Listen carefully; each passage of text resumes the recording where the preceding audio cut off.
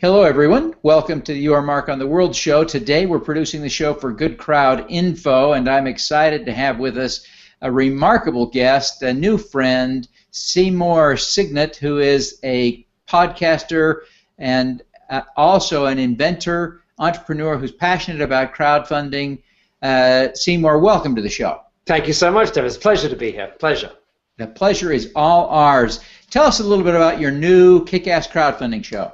Yeah, you said I'm a podcaster. I'm almost a podcaster. We're now launching early September because it's taken, as you know, it's a bit more difficult than it looks to put this kind of thing together. But we're launching the Kickass Crowdfunding Show. It'll be kickasscrowdfunding.com. And the idea is we had, for those who don't know, I and my family and my group of friends and family put together a crowdfunding late last year, early this year, for a charger that we came up with an idea. We invented an idea for a new kind of phone charger, and it was a cute design, and we put it up on Indiegogo, and I think it was a good idea, and that in combination with some good luck and some super people who helped us, we had a very successful crowdfunding campaign. We raised $250,000,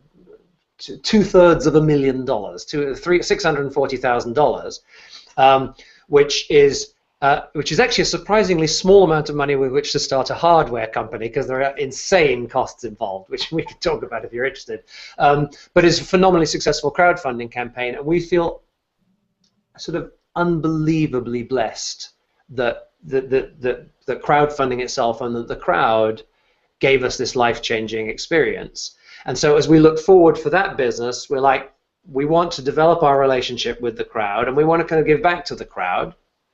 And so there's a number of reasons for doing the show, but an extremely important part of it, and the one that I'm probably the most passionate about, is I want to kind of say thank you somehow or other. And what I noticed was that there's a lot to learn about crowdfunding. I feel like we learned a lot, but of everything there is to learn, it was only a tiny little piece. So I thought, well, what if we just start interviewing other folks who know about it? And it's probably no secret to fans of your show that you were gracious to be one of our first guests, and so when we go live, there will be our show with Devin. Will be there with some very specific insights that we haven't heard from anybody else, and we've got a bunch of other phenomenal guests, including Slava Rubin, who's the co-founder CEO of Indiegogo, Kickstarter's less famous but equally impressive cousin, and Slava was in the room when modern crowdfunding was invented. He and a couple of colleagues were sitting there saying, well, what if we had a website, and what if it had YouTube here and a contribute button over here? And they were there, and they were the kind of first, and literally thousands of imitators now. So phenomenal guests, and I think it's going to be something that for people who want to learn about crowdfunding or maybe start their own campaigns, this is going to be a place where you can go listen to a few shows and really understand from the inside out what it's all about.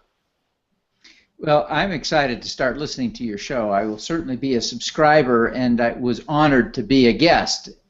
So tell us a little bit about your charger. I want to know a little bit more about your charger and that campaign before we move on to some other topics. Sure. I of course, don't have one of them handy for the conversation. But I have this. This is a thingCHARGER shell for folks who are watching rather than listening to this on audio. And the thing that's remarkable about it is how unremarkable it is. What I'm holding up here basically just looks like a regular power outlet. And that's the core of the idea. Normally when we plug things into the wall, we lose the ability to use the outlet. And I'd seen a couple of other things that kind of work sort of halfway did this, like you plugged it in and they did something and they gave you one outlet. And I was like, well, what if you still had two? And then what if you could put your phone right on top, like this? So thingCHARGER plugs into the wall. It looks like an outlet. It's just kind of an inch thicker, like it sticks an inch out of the wall. You can put your phone on top. There are interchangeable tips that go in, so if you have an iPhone or an Apple product or any of the others, you can change the tips around. The tips store neatly in the back, and then because it replaces the outlet that it covers up, you can actually stack several of them together. So you can maybe stack an iPad at the back, and then put your Samsung in front of that, and then an iPod Mini, or you can stack multiple devices at once. And it's a very simple design, really seems to speak to people. And we ran the campaign, and what was really interesting about it was I just mentioned how they stack together. And if you think of your own life, stacking them together would be cool in some places, maybe in an office, maybe in a kitchen. But there's the office, there's the kitchen, and then there's the other office that you go to sometimes. And if you actually think of all the places you wouldn't mind having a charger, it multiplies up. And we had an average order of 5 units. Wow. I mean, it was absolutely astonishing. There are very few products, I mean, other than toilet paper or potato chips, where it's a single product and people buy many of them at a time, which is amazing. Well, tell us a little bit about what you learned about crowdfunding through this experience. I think you learned a lot. You clearly were successful, so you started with great intuition, great instincts. What did you learn? What do you draw from your experience? So I think a successful campaign needs many things, but can be maybe boiled down to 3 things. You've got to have something that people could want, in our case, or care about in the case of a campaign for social good, or maybe some combination of the two.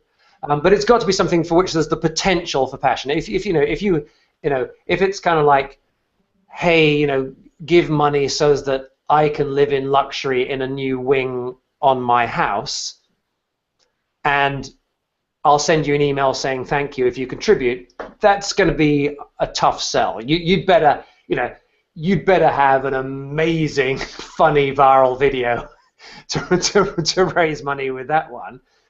But if you really do want to put an extension on your house, think about how that could mean. Put an extension on my house. You can come and be a guest anytime for the rest of your life. If you contribute over $100, you're welcome to come visit anytime. And we're going to run a special course in this new wing of the house. We're going to run a special course to help returning veterans to re-socialize and to, oh, okay, well, then I see, okay, so fair enough. So you've got to figure out, why does it matter? Because people, there have been occasional exceptions to this. At the time that we're having this conversation, there, of course, has recently been the potato salad episode over on Kickstarter, where a gentleman said, send me some money so I can make a potato salad. And it was so nutty, it took off. And raised, I think, was it $44,000 or something in the end. He's now, I believe, giving quite a lot of that money to good causes and so on. But that's, I would say, for those of us old enough to remember, that's a pet rock, right? That's an idea that took off that didn't really have any merit. It was just kind of crazy enough. So it's got to, so come back to your question. So it's got to have 3 things. It's got to be something that can be wanted and can be supported and would be good to own or great to support. The second thing is you've got to present it in a really good way.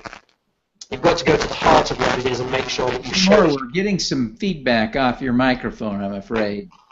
Is that a little bit better? Nope. No, not better at all. 1, 2, 1, 2, 1, 2. Is the feedback reduced now, sir? I can't understand you, so... There's a buzzing noise. Yes. We've lost Seymour, but I am optimistic that Seymour, being the professional that he is, will return shortly and we'll be able to continue our discussion. In fact, there he is. Seymour, welcome back. Is the sound back properly now? No, I'm afraid it isn't. Then let us try that, sir. A different mic. That works just fine. All right. My apologies for that. So you've got to have something people want. You've got to have something. You've got to present it in a way that is appealing to them. And a couple of resources for folks who are interested in doing that. One is the classic Joe Sugarman book, Triggers. In other words, if you're making a communication, what are the kinds of things that will trigger people kind of emotionally or intellectually so that they engage with what you've got. And also, much more recently, the book Contagious, which is an easy to read, but based on an academic study of what goes viral, what is highly shareable. So a couple of resources there. So present it in a way that people find appealing. Look for places where they can laugh, or they can go, if you show your video to other people and your friends and family, and they're not going, oh my goodness, this is great, that's fantastic. If they're just being nice because it's you haven't cracked it yet. Equally, put effort into the page. We know that when people look at web pages, Some people scan quickly, so you need to have summary information at the top, maybe 5 bullet points right at the top of the page, and some nice. Some people move quickly logically, so they'll want the bullet points, quick facts. Some people move quickly and emotionally, so they want to have 1 or 2 beautiful pictures up at the top that they can engage with. And then other people move more slowly and they want more, and they might want more facts, so further down the page, more information. The money will be spent, 23% will be spent like this, so factual information for some people, and more emotional, engaging information for other people about the difference it will make in people's lives, and color pictures, and that kind of stuff. So I think that the page can be as long as you like. Make sure there's a good summary right there at the top. So have to have a great thing, you have to have a great page, a great presentation, and then you have got to get people there. And I know that we know this, but over and over again we hear it. Now I don't think that we've yet cracked the code on getting huge amounts of sharing. We're working really hard on that for next time, including studying the resources I mentioned in terms of triggers and so on.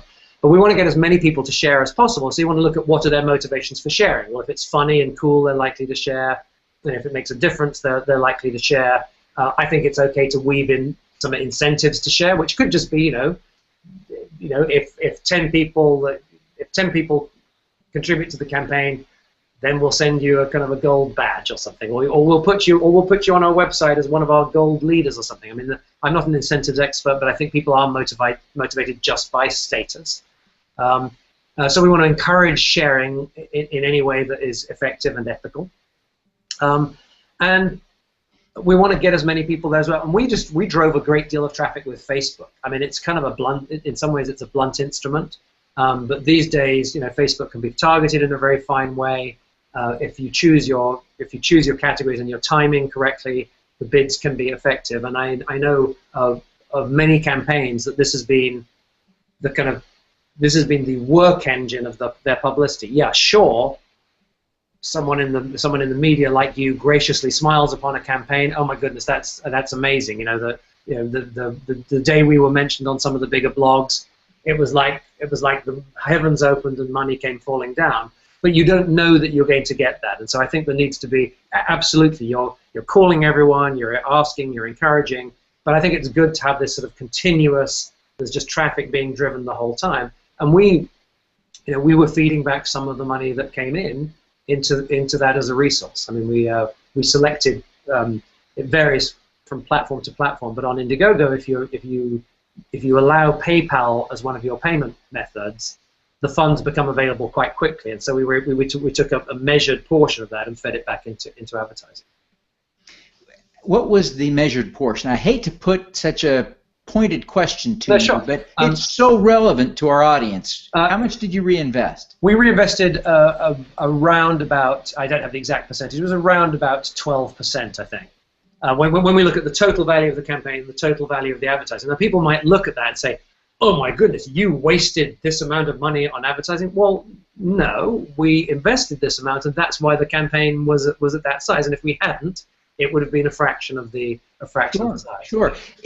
That is so true. Now, one of the things that would happen is that in a typical campaign, one would play around with the advertising. How did you know it was paying off? How did you know you were getting a return on that investment?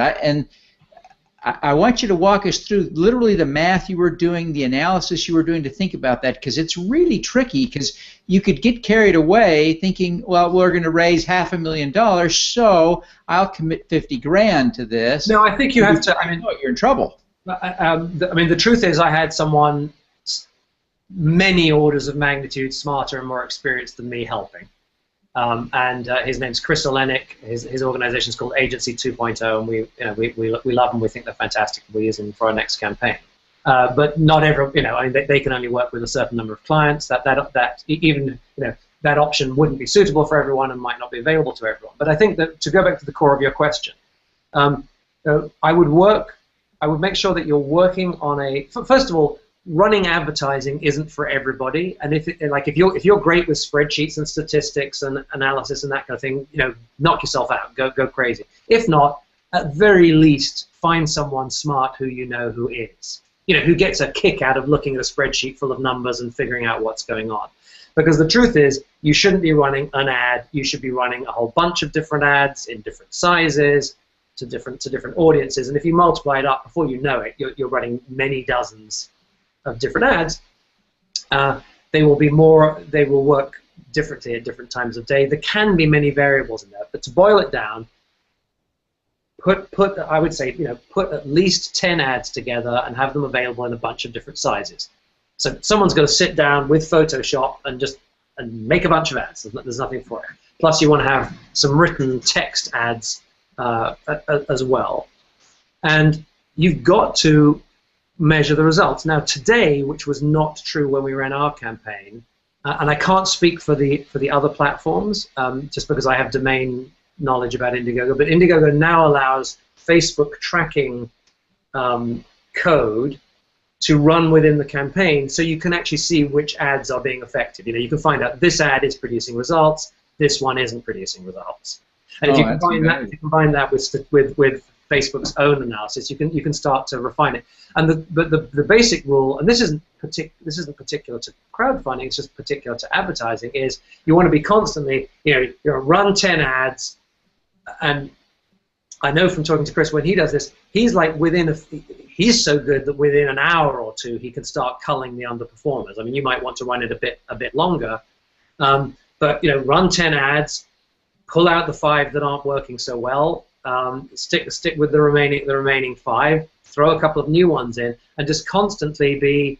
It's like the meanest companies are always showering gifts upon their top 10% performers and giving pink slips to the bottom 10% performers. Well, that may or may not be a good policy for a company, but it's a phenomenal policy for an advertising campaign. And you always want to be. If you're spending $10 there or $100 there on an ad, and it isn't getting any contributions for your campaign, you are wasting campaign money. Yeah, you got to stop that, don't you? Yeah. Yeah. Well, how would you specifically take those lessons that you learned on your campaign and the people you've talked to, and really specifically, what are 2 or 3 tips you would give to someone who's running a donations campaign for a cause, very specific? Let's say it's a nonprofit organization. It's just donations. What are 2 or 3 things that you would draw from your experience that applies directly to them? Well, I want to come back mainly to the middle of the 3 that I spoke about just then. Right? You've got to have something good. I'm assuming you've got something good. You've got to get people there. But this piece in the middle about how are you presenting it is incredibly important. I believe it's always a good idea to be a student of success.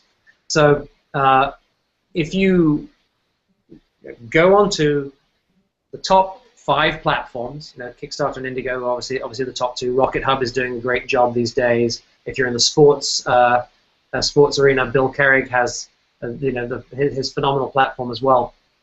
And start to look at the most successful campaigns and see what they did. And be shameless about it. Like, okay, let's look at the video. What do they do? What are the points of the video that seem to be helping? Oh my goodness, they're showing a picture of a previous successful project. Oh look, they're talking to 5 other people who are supporting the campaign. That's really important. I mean, in any kind of communication, social proof is really important. That's why everyone has these Facebook things all over their websites now. 27 other people like this. Oh, okay, well maybe it's okay for me to like it if 27 people like it, or 27,000 people like it. You know what it's like when you go to a page and it's like 0 other people have liked it. It's like, ooh, should I even be loading this into my browser? So social proof is great, and I think it's fine. I think it's fine if it hasn't happened yet. Like, so if you're putting on the rock concert to raise money for AIDS or whatever it is, it's like it's okay to have other people saying, "Oh my goodness, the world's ultimate AIDS rock concert. That sounds fantastic. Count me in." As long as it's for real, as long as it's a real person who genuinely feels like that, people will feel the energy and ride along with it. So I think social proof is really important.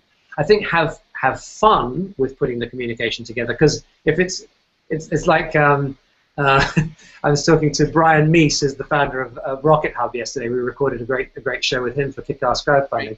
And he was saying he plays in a band as well. He's like, listen, if the band isn't having fun, the audience doesn't stand a chance. So you should be putting this campaign together and having a lot of fun doing it. You should be having moments where you're like, oh my goodness, you know, like someone designs a little banner or a logo or shoots a little piece to be included in the film, and it should be, oh my goodness, that's fantastic, rather than, yeah, okay, well, that'll do. Now we've got a testimonial for social proof. It should be, oh my goodness, did you see the way she reacted to that? There should be that excitement and energy about it.